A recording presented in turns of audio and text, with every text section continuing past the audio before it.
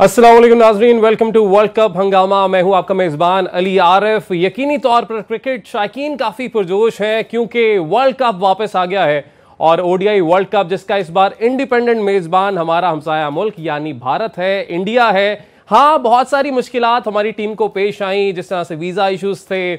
हमारे सहाफ़ियों को, हमारे स्पोर्ट्स जर्नलिस्ट को तो अभी तक वीज़ाज नहीं मिले हैं। कैप्टन स्टॉक जो हुई वो बगैर पाकिस्तानी जर्नलिस्ट के हो गई।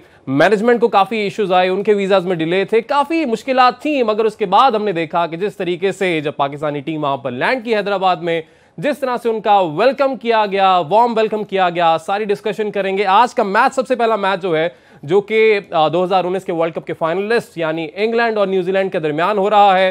तो यकीनी तौर पर अहमदाबाद में नरेंद्र मोदी स्टेडियम में यह मैच जब होगा तो वहां पे जो कैपेसिटी है, जाहिर है जितना बड़ा ज्यादा क्राउड होता है उतना ज्यादा वहां पे एक्साइटमेंट भी मैच में देखने को मिलती है। तो पहला मैच है। हाँ, ओपनिंग सेरेमनी नहीं हुई, वो क्यों नहीं हुई, इस पर भी बात करेंगे। तो इस ट्रांसमिशन में हमारा साथ देंगे साबिक टेस्ट क्रिकेटर अब्दुल रऊफ साहब। कैसे हैं आप? वर्ल्ड कप का पहला मैच आज होने जा रहा है। सबसे पहले तो जाहिर है बता देते हैं अपने नाजरीन को कि न्यूजीलैंड ने पहले टॉस जीतकर फील्डिंग का फैसला किया और दावत दी उन्होंने इंग्लैंड को कि आप आएं और पहले बैटिंग करें। तो जैसे ही गेम का आगाज होगा और जैसे ही प्लेइंग 11 हमारे सामने आएंगे वो आपके साथ शेयर करेंगे। ये चीज आपको बता देते हैं कि केन विलियमसन जो है वो टॉस के लिए नहीं आए, टॉम लेथम आए हैं जो कि वाइस कैप्टन है। इसका मतलब ये हो सकता है कि जो आईपीएल की उनकी इंजरी चल रही है, नी की, वार्म अप मैच यकीनी तौर पर उन्होंने खेला, अच्छा खेला, मगर हो सकता है कि आज वो रेस्ट पे हो। तो वो जैसे ही प्लेइंग 11 दोनों स्क्वाड्स का हमारे सामने आएगा वो आपके साथ शेयर करेंगे। आज के मैच पे डिस्कशन तो जाहिर हमने करनी है, मगर इंडिपेंडेंट होस्ट पहली बार इंडिया है और हम देख रहे हैं पहला मैच नरेंद्र मोदी स्टेडियम में तकरीबन 1.25 लाख का क्राउड एक्सपेक्ट किया जा रहा है आज। जी बिल्कुल, और मेरा ख्याल है कि ये सबसे बड़ा स्टेडियम है इंडिया का और इसमें क्राउड की एक्सपेक्टेशन भी बहुत ज़्यादा होती है। और जिस तरह की आपने कहा कि ये सोल होस्ट है इंडिया इस टूर्नामेंट का, और इससे पहले जितने भी वर्ल्ड कप्स हुए हैं उस पर मुश्तरका तौर पे पाकिस्तान, इंडिया और श्रीलंका ये होस्ट करते रहे हैं। अब पहली दफ़ा इंडिया ने होस्ट किया और इस पर काफ़ी ज़्यादा ब्लंडर्स और मिसमैनेजमेंट सामने आ रही है। जिस तरह आपने देखा कि पाकिस्तान टीम के वीज़े ताख़ीर का शिकार हुए, और मेरा ख्याल है कि वर्ल्ड कप हिस्ट्री में शायद पहली दफ़ा होगा कि किसी टीम को इतनी ताख़ीर से वीज़े दिए गए हैं। उसके बाद जब पाकिस्तान के जो जर्नलिस्ट हैं जिनका वहाँ पर पहुँचना होना, अपनी टीम को बैक करना और फिर मीडिया टॉक्स में बैठना बहुत ज़्यादा ज़रूरी था, उनको वीज़े नहीं दिए गए। फिर जो पाकिस्तान के जो हज़ारों क्रिकेट के शायकीन हैं जो पाकिस्तान की टीम को वहाँ पर खेलते देखना चाहते हैं, उनको बैक करना चाहते हैं, सपोर्ट करना चाहते हैं, उनको वीज़े नहीं दिए गए। तो मेरा ख्याल है कि उसके बाद जो सबसे बड़ी चीज़ इशू ये था कि जो एंथम था जो वर्ल्ड कप का, शायद आपको याद हो कि 92 में जो एंथम बना था, हमें अभी तक याद है। तो ये इन्होंने अजीबोगरीब सा एक एंथम लाया जिसका ना कोई सर है और ना पाँव है। हाँ। तो मेरा ख्याल है कि काफ़ी चीज़ें हैं जो देखने वाली हैं जिसमें मिसमैनेजमेंट हुई है, काफ़ी मिसमैनेजमेंट हुई है। और जाहिर है इस पर आगे जाके बात भी करेंगे कि मजीद कहाँ कहाँ पर लैप्स थे। यानी जाहिर है हम जब आईपीएल की बात करते हैं तो ज़बरदस्त ओपनिंग सेरेमनी भी होती है, धूम धड़का होता है, बहुत सारे सिंगर्स परफॉर्म करते हैं, बहुत सारे उनके एक्टर्स जाहिर है जिनको पूरी दुनिया में माना जाता है, उनकी परफॉर्मेंसेज होती हैं। मगर इंडिया के इवेंट में इतना कुछ हो, मगर जो आपको एक आईसीसी का इवेंट मिले, वर्ल्ड इवेंट मिले, उसकी मेज़बानी का मौका मिले, तो वहां पर आप कहें जी के कोई ओपनिंग सेरेमनी नहीं होगी। हाँ, पहले इस पे अनाउंस उन्होंने किया, तो इस पे बात करेंगे जो मजीद जो उनकी जानिब से मिसमैनेजमेंट वगैरह हमें देखने को मिली है। 2019 का वर्ल्ड कप का जो फाइनल है, मेरा ख्याल है वो दोबारा उस तरह का फाइनल शायद मुश्किल ही देखने को मिले कि पहले हमने मैच ड्रॉ देखा, उसके बाद सुपर ओवर भी ड्रॉ हो जाता है, लेकिन फिर बाउंड्रीज के ऊपर विन दे दी जाती है इंग्लैंड को। और मेरा ख्याल है वो जो डाइव थी और डाइव के बाद बैट को बॉल लगना थ्रो के बाद और चौका हो जाना और 6 रन मिल जाना, जिसके बाद वो सुपर ओवर हुआ और न्यूजीलैंड की हार की वजह उसको भी कहा जाता है। तो वो आज मेरा ख्याल है आज का जो पहला मैच है वो तो तमाम यादें दोबारा से सामने आ जाएंगी। जी बिल्कुल, और बहुत बड़ा थ्रिलर था जिस तरीके से इंग्लैंड ने वो विक्ट्री ली थी, वो अनफॉरगेटेबल है इंग्लिश टीम के लिए। और बहुत ही एक मेरा ख्याल है कि मायूस कुन दिन था न्यूजीलैंड के क्रिकेट के शायकीन के लिए, क्योंकि एज ए स्पेक्टेटर और एज ए प्लेयर हम यही समझ रहे थे कि न्यूजीलैंड के हाथ में है गेम और वो काफ़ी हद तक वो ये मैच जीत चुके हैं।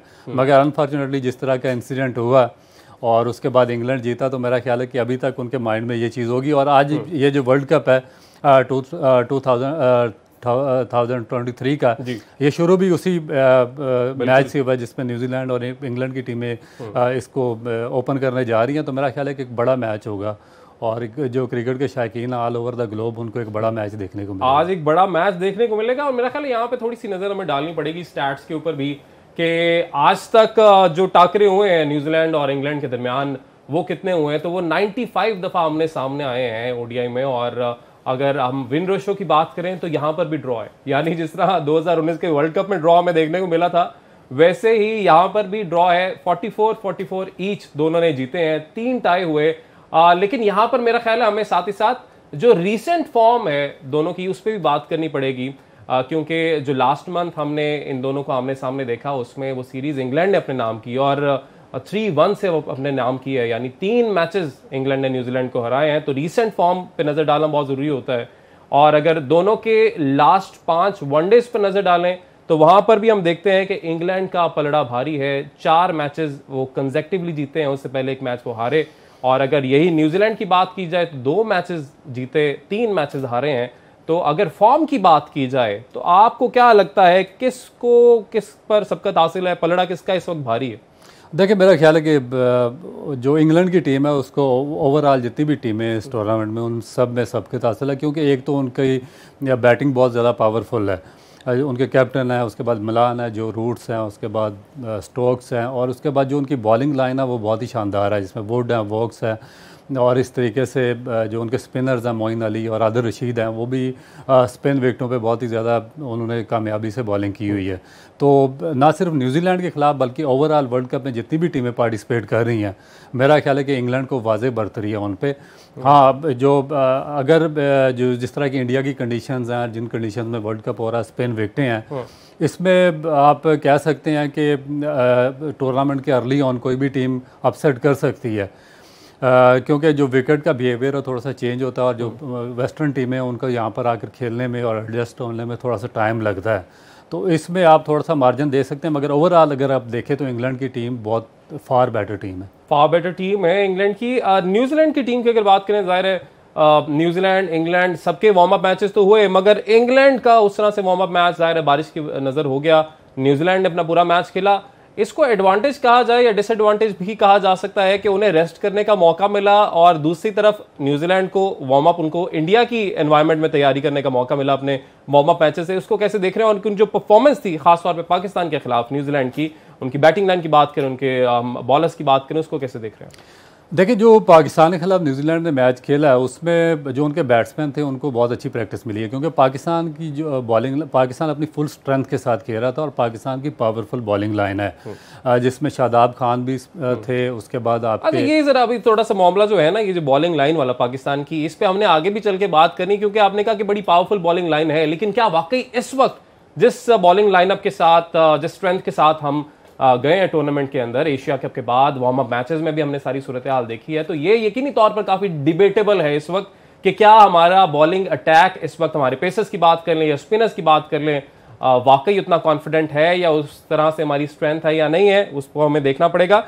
लेकिन एज यू वर सेइंग कि उसके बावजूद भी न्यूजीलैंड के बैटर्स ने बड़ा अच्छा परफॉर्म किया। देखिए जो पाकिस्तान के पास, जिस तरह आपने कहा कि नो डाउट के जो नसीम शाह की इंजरी के बाद पाकिस्तान की जो बॉलिंग लाइन है वो स्ट्रगल कर रही है, मगर उसके बाद जो सेकंड अटैक है पाकिस्तान का, जिसमें अभी हसन अली इंडक्ट हुए हैं तो और मोहम्मद वसीम जूनियर हैं, उसके बाद शाहीन अफरीदी है, तो ये बड़े पावरफुल आप इसको एक अटैक कह सकते हैं। उनके खिलाफ न्यूजीलैंड के जो बैट्समैन थे उनको बड़ी अच्छी बैटिंग प्रैक्टिस का मौका मिला, मगर जब वो बॉलिंग पे आए तो उन्होंने जो उनके मेन बॉलर थे, जिसमें बोल्ट थे, हेनरी और जो फर्गूसन थे, बोल्ट ने मेरा ख्याल है कि कम बॉलिंग की, हेनरी ने 3 या 4 ओवर की और फर्गूसन ने भी 3 या 4 ओवर्स किए हैं। उसके बाद जो जिमी नेशियम है और मिचेल्स हैं ये बॉलिंग करते रहे पाकिस्तान के बैट्समैनों को।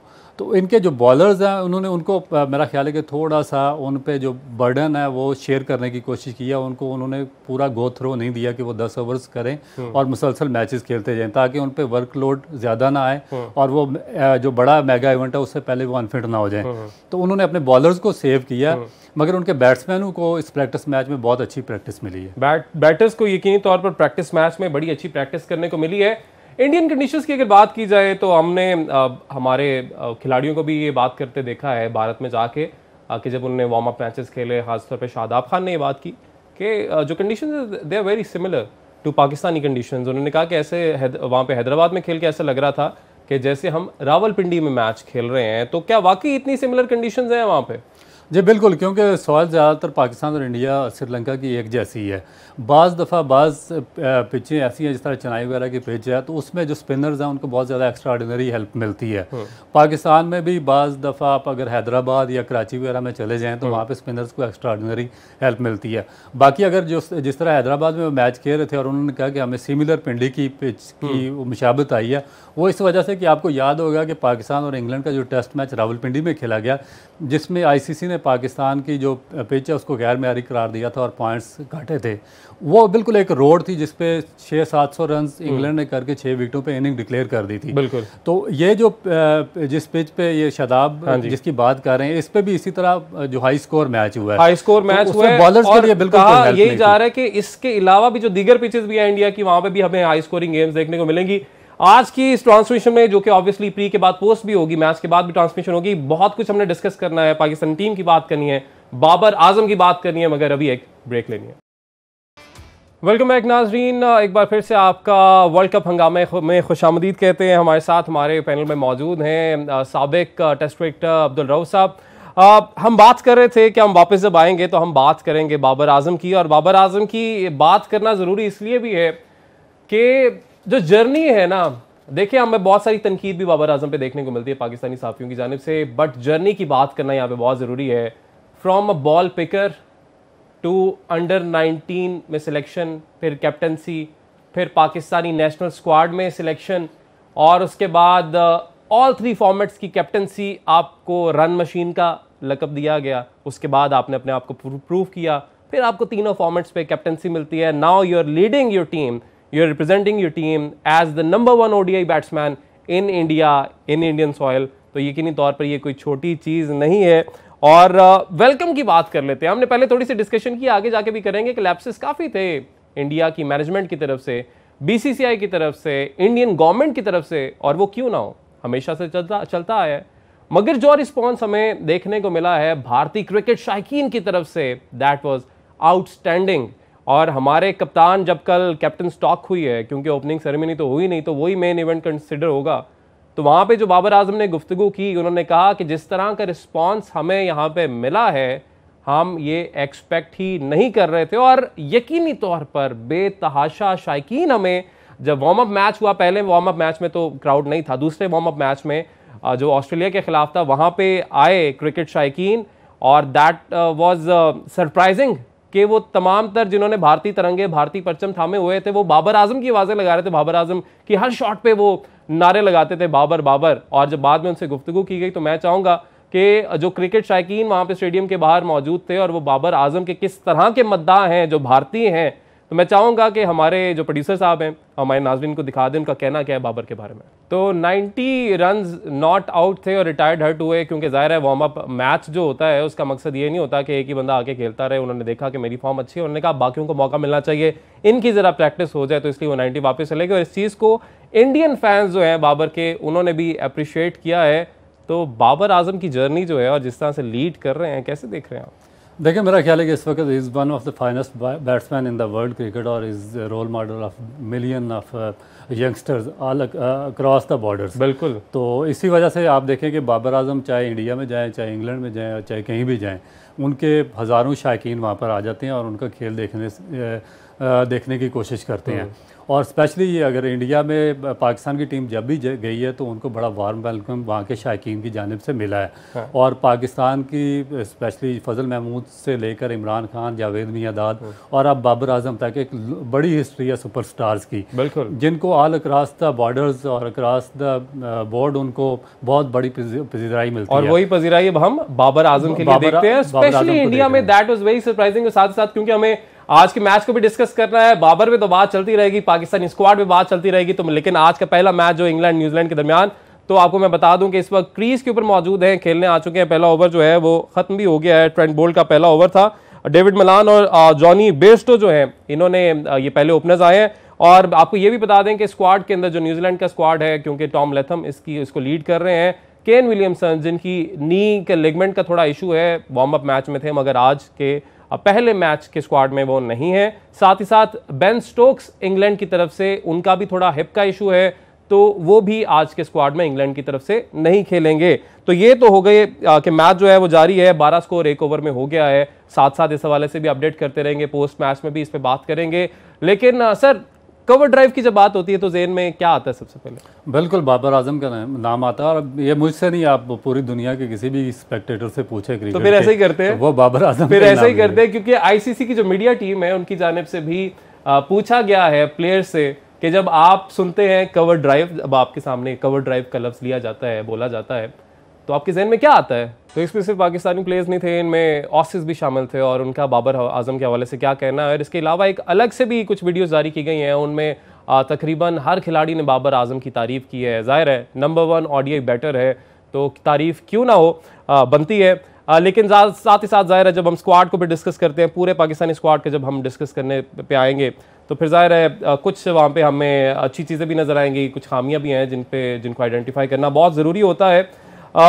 लेकिन वेलकम पे दोबारा से आ जाते हैं, थोड़ी सी उसी पे बात कर लेते हैं। जब कल कैप्टन स्टॉक भी हुई, बाबर आजम ने कहा कि मेरे लिए बड़ा सरप्राइजिंग था कि इंडिया में, क्योंकि शोएब अख्तर की याद है हमें, उन्होंने इनको एक एडवाइस दिया था कि भाई जा तो तुम लोग रहे हो, लेकिन जब वहाँ पे जाओगे तो अब तुम लोग अकेले ही होगे। तो ऐसा आपको लगा जब टीम गई वहाँ पे? मेरा नहीं ख्याल कि ऐसा है, और ये सिर्फ पाकिस्तान के प्लेयर के साथ नहीं कि जब वो इंडिया जाते हैं, क्योंकि मैंने खुद पाकिस्तान टीम के साथ इंडिया का टूर किया हुआ है, और वहाँ पर एक बहुत बड़ी फ़ैन फॉलोइंग है पाकिस्तान की। और जब भी पाकिस्तान का मैच होता है तो ग्राउंड जो होते हैं फुल पैक होते हैं, और उसके बाद पाकिस्तानी प्लेयर्स को भी इक्वली वहाँ पर सपोर्ट मिलती है। और इंडिया की टीम भी जब पाकिस्तान आती है तो पाकिस्तान के भी जो शायकीन है क्रिकेट हैं, वो भी जिस तरह सचिन तेंदुलकर थे या गंगोली थे, उनको बहुत ज़्यादा वो प्रेज़ किया करते थे। और विराट कोहली के अभी बहुत ज़्यादा फैंस हैं। विराट कोहली की आपके सामने है कि पाकिस्तान में बहुत बड़ी फ़ैन फॉलोइंग है, और पाकिस्तान जब भी वो पाकिस्तान में आएंगे या कोई अच्छा खेलेंगे तो आप देखेंगे कि जितना पाकिस्तान टीम को इंडिया में दाद मिलती है उससे ज़्यादा उनको यहाँ पर मिलेगी, क्योंकि बेसिकली जो हमारे लोग हैं वो स्पोर्ट्स लविंग पीपल हैं, पाकिस्तान के और इंडिया के। जब भी कोई अच्छा प्लेयर खेलेगा तो वो उसको डेफिनेट उसको बैक करेंगे, और यही वजह कि जब पाकिस्तान टीम इंडिया गई है तो वहाँ पर उनको बहुत ज़्यादा उनको जी पजीराई मिल रही है। उनको जो सपोर्टर्स हैं, इंडियन सपोर्टर्स, वो देखने को मिले हैं। जाहिर है दूसरी टीमों के खिलाफ जब मैच होगा तो ये तो सूरत हाल देखने को मिलेगी, लेकिन जब इंडिया के खिलाफ मैच होगा तो जाहिर है फिर हमें सन्नाटा सुनाई देगा जब पाकिस्तान की शॉट लगेगी। हमें ज्वाइन किया है जी साबिक चीफ सेलेक्टर इकबाल कासिम साहब ने। सर, बहुत शुक्रिया हमें वक्त देने के लिए। आज पहला मैच जो है उसका आगाज हो गया है, इंडिपेंडेंट सॉल होस्ट है इंडिया इस बार वर्ल्ड कप का, कैसे देख रहे हैं आप? Welcome back to world cup Hungama. नाजरीन, पहला टाकरा जो है वो जारी है न्यूजीलैंड और इंग्लैंड के दरमियान। 4 ओवर्स हो चुके हैं और 21 रन इस वक्त बने हैं। रऊफ, अगर बात की जाए, आपने कहा कि स्पिनर्स, तो ये जो नरेंद्र मोदी स्टेडियम है अहमदाबाद का, यहाँ पे स्पिनर्स का कितना जादू चलेगा या हमें पेसर्स ज़्यादा कमाल करते दिखाई देंगे? देखिए, जो इंडियन पिचेज़ हैं उनका बिहेवियर इस तरह का होता है कि अर्ली ऑन जो थोड़ी सी मूवमेंट मिलती है, जितने भी आपके पेस बॉलर्स होते हैं या फास्ट बॉलर्स होते हैं, उसमें अगर आप अर्ली ऑन 2 या 3 विकेट लेने में कामयाब होते हैं पहले 10 ओवर्स में, तो फिर दूसरी टीम को अंडर प्रेशर ला सकते हैं और फिर आप जो रन्स का फ्लो है उसको थोड़ा सा कंट्रोल कर सकते हैं। मगर अगर आप 10 ओवर्स में कोई एक या इससे कम विकेट लेते हैं या कोई विकेट लेने में कामयाब नहीं होते, तो फिर उसके बाद हर्डल्स क्रिएट होती हैं, क्योंकि आउटफील्ड बहुत ज़्यादा तेज़ होती है और फिर आप के खिलाफ एक बड़ा स्कोर होगा 350 या 350 प्लस। स्पिनर्स अर्ली ऑन अगर 8 या 10 ओवर्स के बाद आप स्पिनर्स को लाएं तो उनकी थोड़ा सा बॉल में ग्रिप होता है, उनको स्पिन भी मिलता है, बॉल को थोड़ा सा वेरिएशन भी मिलती है, ग्रिप भी करता है बॉल, तो उसमें अगर स्पिनर्स अपना इम्पैक्ट डाल दें तो टीम को एडवांटेज मिल जाता है। अगर स्पिनर्स को उन 5-4 ओवर में दूसरी टीम के बैट्समैन सर्वाइव कर जाएं तो उसके बाद ये पिचें टोटली फ्लैट हो जाती हैं और फिर बड़ा स्कोर ही होता है। वो जो कहते हैं ना हमारी ज़बान में चाका खुल जाता है, तो फिर वो चाका खुल जाता है, फिर वो हमें स्कोर देखने को मिलता है। ये भी आपसे जानना चाहेंगे कि आज का जो वेन्यू है यहाँ पे बाउंड्रीज क्या बड़ी बाउंड्रीज हैं, छोटी बाउंड्रीज हैं? क्योंकि बाबर ने जब कैप्टन स्टॉक में बात की उनसे भी यही पूछा गया कि यहाँ की कंडीशंस, क्योंकि बाकी जो जितनी भी टीम्स हैं इंग्लैंड, न्यूजीलैंड या दीगर ममालिक को उठा के देख लें, वो आईपीएल में आके यहाँ पे खेलते रहते हैं, लेकिन पाकिस्तान जो है वो एक अरसे के बाद जाके इंडिया के अंदर खेल रहा है। आई थिंक लास्ट सीरीज 12-13 की जो हुई थी, ज़का अशरफ साहब भी थे तब, वो सीरीज हुई थी और पाकिस्तान अब जाके वहाँ पे खेल रहा है। नहीं है कंडीशंस, लेकिन वो कहते हैं कि सिमिलर कंडीशंस हैं। और अच्छी चीज़ ये है, बैटर्स के लिए फ़ायदे की चीज़ ये है कि ज़ाहिर है बॉलर तो स्ट्रगल करता है, लेकिन बाउंड्री छोटी होने की वजह से बैटर्स को फ़ायदा होता है और हाई स्कोरिंग गेम्स हमें यहाँ पे देखने को मिलेंगी। आज यहाँ पे भी वही सूरत हाल देखेंगे हम। जी बिल्कुल, और मेरा ख्याल है कि अगर इंग्लैंड की टीम के ओपनर सर्वाइव करने में कामयाब हो जाते हैं तो फिर एक लंबा स्कोर आपको देखने को मिलेगा। और दूसरा, जहाँ तक कि मुमासलत है पाकिस्तान और इंडिया की पिचेस की, वो ये भी एक ऑलमोस्ट आप कह सकते हैं कि जिस तरह हमारा कराची की पिच होती है और उसको बाद दफ़ा अगर बैटिंग पिच में कन्वर्ट कर दिया जाए तो इंडिया की जितनी भी टोटल पिचेज हैं वो सारे कराची से मिलती जुलती हैं। अच्छा। क्योंकि अगर आप कराची में खेलें तो आपको अर्ली ऑन उसमें थोड़ा सा हेल्प मिलती है आपके सीम बॉलर्स को, मगर जैसे जैसे पिच टाइम गुजरता है पिच फ्लैट होती जाती है और फिर बड़ा स्कोर हो जाता है। सेम यही कंडीशंस इंडिया में भी आपको नजर आएगी। और दूसरा, जहाँ तक आपने आईपीएल की बात की है तो मेरा ख्याल है कि उसमें बाउंड्रीज शॉर्ट होती हैं, 60 गज की या इस तरह की होती है, मगर इसमें 70 या 75 गज इतनी छोटी बाउंड्री नहीं है, मगर आउटफील्ड बहुत ज्यादा तेज है। आउटफील्ड बहुत ज्यादा तेज है। नजर आता है। देखते हैं जी कि इस मैच का क्या नतीजा निकलता है, और यकीनी तौर पर जैसे मैच खत्म होगा हम दोबारा से हाजिर होंगे पोस्ट मैच के लिए और उसे इस मैच को भी डिस्कस करेंगे, और साथ साथ पाकिस्तान का क्योंकि मुकाबला है कल नेदरलैंड्स के साथ, तो पाकिस्तान की जो बॉलिंग स्ट्रेंथ जो कहीं लैप्स करती दिखाई दे रही है, बैटर्स की बात करेंगे, बाबर आजम की बात करेंगे। आज के लिए इजाजत दीजिए, अभी के लिए इजाजत दीजिए, दोबारा मुलाकात होगी पोस्ट मैच में। अल्लाह हाफिज।